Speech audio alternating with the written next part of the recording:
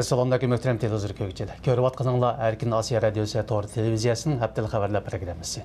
Mazkur programmamizda mush bir hafta jarayonida radiomizda Uyg'urlarga doir berilgan bir qism muhim xabarlarni eslatib o'tamiz. Men Erkin. Men Gulchehra. Xitoy raisi Xi Jinpingning Pokiston ziyorati xalqarodagi kuzatuvchilar va siyosiy analizchilarning kuchli diqqatini qo'zg'adi. Ma'lum bo'lishicha, Xi Jinping ziyoratining tunji kunida Pokiston bosh ministri Nawaz Sharif bilan 51 xil kelishim imzolab, Pokistonga 46 milliard dollarlik mablag' selishga va'da qilgan. Egallashimizcha, bu mablag'ning asosiy qismi Qashqa Guadar o'tirsidagi Pokiston-Xitoy savdo koridorining asosiy aslalarini yasashga sarf qilindi ekan. Muhojiratga Uyg'ur analizchilar bu vaqtda fikr bayon qilib, Xitoy-Pokiston hamkorligining Uyg'urlarga davomli besim edib keladiganligini bildirdi. Aşkarlanışça Xitay hükümetinin Uyghur elinde küçep yolu koyuvatkan atalmış qo'sh tillik yasli ma'arifi Uyghur perzentlerinin ana tili bilen tang ularning sabiy bolaligini mı tartib olmoqda. Uyghur Abdunum rayonlik ma'arif nazorati yaqinda 3 yillik muddat bilen qo'sh tillik yasli ma'arifi bo'yicha alayda shtatlik o'qituvchi tarbiyalash planini e'lon qilgan. Mazkur plan bo'yicha asos qatlam yaslilarga bu yil yana 3500 nafar qo'sh til yasli o'qituvchisi qabul qilindi ekan. Xitoy hukumati Uyg'ur elida atalmış qo'sh tillik yasli ma'arifini umumlashtirishga boshlagan 2011-yildan buyon 450 mingdan ko'proq yerlik millat bolalari bu xil yaslilarda tarbiyalanishga boshlagan.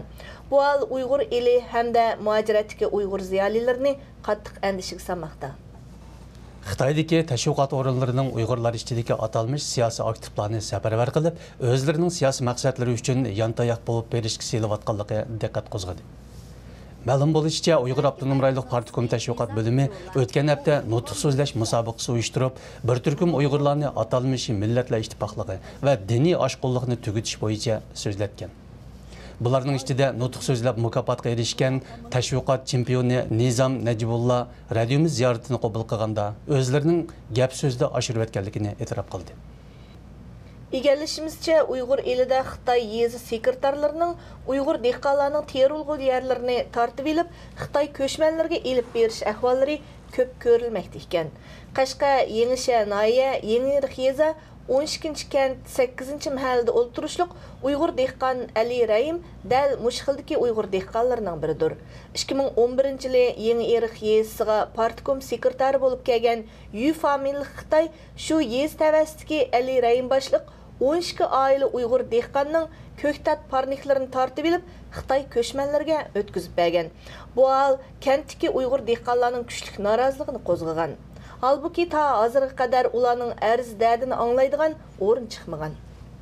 Shvetsiyada qurilgan Sharqi Turkiston tashviqot markazi xabariga qaraganda 19 aprel kuni Keriya noyisining Langar yezisida to'qinish yuz bergan.